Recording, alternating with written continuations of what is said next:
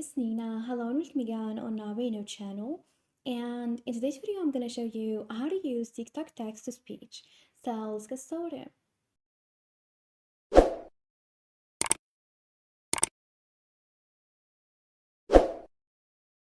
Well, after getting the app, and if you want to use the new feature on TikTok text to speech, the first thing you're going to do is to tap on the plus icon at the bottom.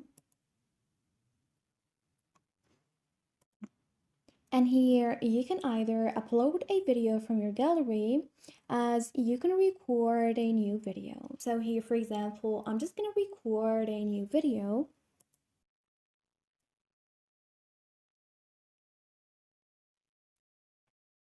Once you're done, tap on the check mark. And as you see here, we got a list of options. So tap on text icon and write down a random text. For example, I'm just gonna write,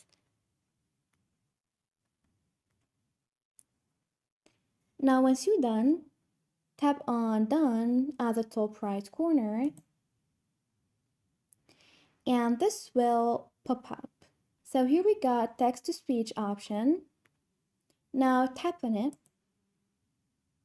And once you tap on it, like that, you've enabled text to speech on TikTok.